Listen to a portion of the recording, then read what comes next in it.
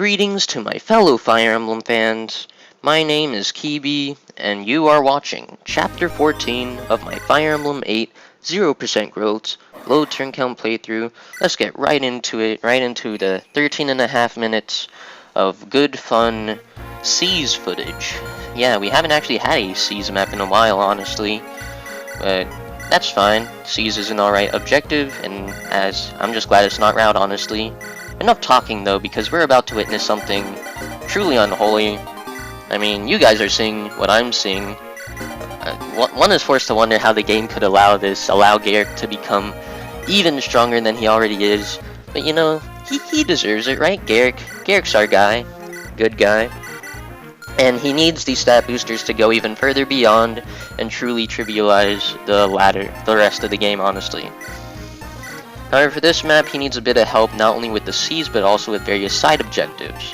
Because this map does have a few chests and other such things that we do want to get, even a recruitment that we have to work towards. One unit who's going to help us in that regard is Kyle, who's going to promote as a level 10 unit, right? Right. Meanwhile, another interesting thing about this map is how it has a split formation. Our party is effectively split into two, and only one of the sides has Ephraim, so they're going to be the main one, helping with the seas. Meanwhile, the other side still has some important things to do, namely, they're going to loot some chests, and they're also going to, one of them anyways is going to help with the seas as well. So yeah, let's get right to it. It's pretty interesting because you would think that we would place most of our high move units on the right where Ephraim is. Instead, we just have better combat units like Gerik and Duessel there. But they can reach the throne just fine with their 6 movement thanks to the power of Tetis. Tetis comes in really nice for seas maps such as this. Meanwhile, Larashal's just there for a recruitment, and Cormag's there too to raise his lance rank. Gerik's also interested in raising his axe rank, as we'll see later on. And it is the left side, which has most of our mounted units like Ford and Seth and Kyle. Particularly, Seth wants to get over to the top left corner, which has a chest. It's an angelic robe chest. It's essential that we get it so that Gerik can survive some of the more punishing attacks in the game. And we also want to do other stuff such as loot one chest in the chest room right there. And also we want to get Kyle over to the throne room as well. You can see Seth is just as powerful as ever. Usually the Myrmidons don't roll down HP or defense, so he can't quite one-hit KO them. But you see that he did in this attempt. It's fine if none of them roll down strength or HP or defense rather, because we do have enough units available to help kill them. Namely, Ford and Kyle can kill weakened mercenaries or Myrmidons, while Joshua and Dozla can either crit or sword slayer full HP ones. Gerik, on the other hand, needs no help whatsoever, strong as ever, even stronger than before, and he's just obliterating all these guys with his trusty steel axe. Very important that we use a steel axe because we want to get all that axe weapon rank, dude. We only have like, what? If we want S axes by chapter 18, then we need to get like multiple ranks within 4 chapters. So it's essential that we accelerate that as quickly as possible. And you also saw some reinforcements spawn, including Rennac, the rogue. You need to get Larashal over to him to recruit. Ephraim can also recruit him, but that not only costs money, but also it's also not as fast since Ephraim doesn't have enough movement and also needs to seize. You also saw that Natasha used a barrier staff on Seth. In general, we need these resistance boosts in order to dodge some status staves.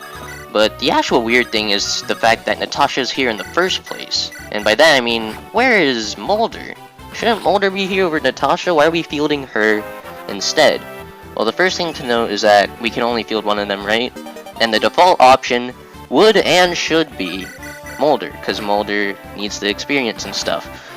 But as it turns out, ladies and gentlemen, I screwed up way back in Chapter 11. Chapter 11 is a Fog of War map, which means that I want to... The preference is to spam the Torch Staff every single turn, since that gives a ton of experience, and more importantly, staff experience, both for Natasha and Moulder. However, I did spam every single turn with Moulder. I made him use the torch staff every single turn, but I didn't do the same with Natasha.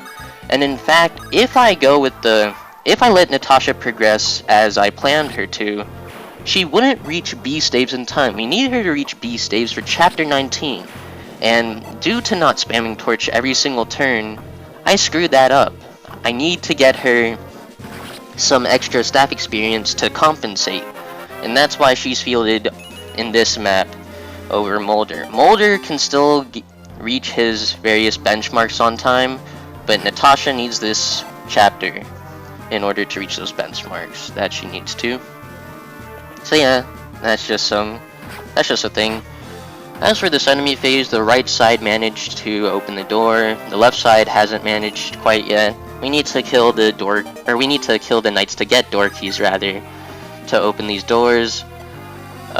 Seth manages to convoy swap to a Lance Reaver versus those Javelin Armor Knights. Pretty important that he dodges because he doesn't have access to healing for next turn. And as you can see, he's getting quite low anyways. And yeah, we're also going to see the various bishops and druids that have the status staves. The one on the right has silence, which is interesting, and the one on the left has sleep, which is pretty annoying. And the two druid ones have berserk. You can see the silence one suiciding on the Cormag. He can't silence anyone. He could silence Larashel since she is a magic using unit, but Larashel doesn't have any staves, so he decides not to, and decides instead to suicide on the Cormag. The real question is, why did he attack Cormag when he could have attacked Duessel or Gerik freely without fear of retaliation? So that's pretty interesting, but I'm just glad that the bishop's out of the way. In general, that right side has to get rid of all these threatening enemies so that Tetis and Larashel can proceed safely. Otherwise, they get obliterated. And yeah, sleep is annoying, and berserk is obviously annoying. I guess I can explain those real quick.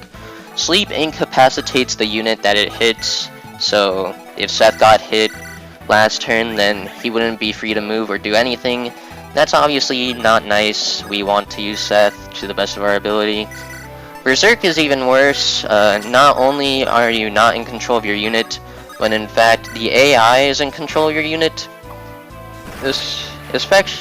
Okay, let me think for a second. Basically, a unit that is berserked is an AI-controlled unit that is free to attack either enemy or player units. So you can have, like, Seth get berserked and absolutely obliterate Ford or Kyle, and that's just not pretty at all. But yeah, this turn we progress a bit more. Gerik is approaching the throne. He's our boss killer of choice, as you could expect. And here you see a really long rig. I just want to clarify something real quick. This is the longest rig in the game, fun fact, at least in terms of arrow dances.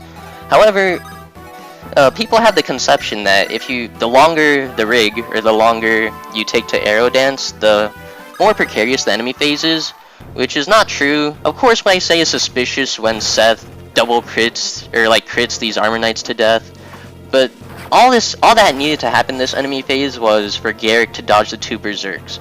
Both of these Berserk Druids will try to hit Gerik, and he obviously needs to dodge. Seth does not need to crit those armor knights, although it's pretty cool that he does. We can adapt if he does not.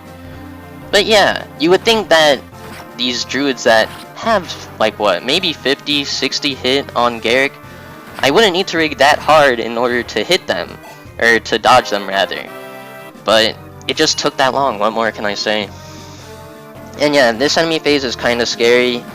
Seth can theoretically die if Lance armors hit him through the Lance Reaver, but that's obviously not very common. A Shaman, Luna Shaman will also try to attack him. Kyle gets way down, gets doubled by a Lance Reaver guy. It's pretty important that Kyle gets attacked over forward rather, because forward, we can't have forward weakened. Meanwhile, Kyle is available to heal next turn. And yeah, you can see this turn what would have happened if Seth didn't crit. We trade over the Lance Reaver, and then Joshua takes the Lance Reaver and would have killed one of the armors with the Steel Sword. And then he trades to a Lance Reaver with Ford. Ford kills this guy, and there would be an Armor Knight and that Myrmidon alive at this point. One Armor Knight and one Myrmidon. And Joshua would have to dodge one of them. Joshua would obviously be able to dodge the Armor Knight pretty reliably with that Lance Reaver of his. And yeah, Kyle goes towards the throne room, and we also have Duessel progressing and bringing around Ephraim. We decide to have Duessel carry Ephraim around because it's pretty important that, you know, in general, Ephraim is around Duessel because, surprisingly enough, we need the Ephraim Duessel support. Bet you didn't expect me to say that, huh? But yeah, we need as many, like, we've already been building that support for quite a while, but I guess I'll just mention it now. We need that for way later in the game, like, really late in the game. So it's very nice that we get a lot of turns with Duessel carrying Ephraim. He can either carry Ephraim or Ephraim can be next to him. Both of those actions would net Duessel, or like net those support points, you know. It's 17 turns. They need to be together for 17 turns to activate the C support. And that's all we need. So that's fortunate. Meanwhile, Cormag really didn't do anything in this map, honestly. I guess he killed the bishop. That's worth something. But he doesn't really need to help with the boss kill. And he's just free to get some lance experience with the steel lance. And yeah, he needs to get S lances by chapter 20 or something, or at least that's when it's first useful. If he gets it before then, that's kind of whatever. You see that the Shaman brings Kyle to low HP, but the Druids don't decide to attack and kill Kyle. They just spam that Berserk, as always. We made sure that Kyle is, you know, pure watered as much as he can, so that he could try to dodge that.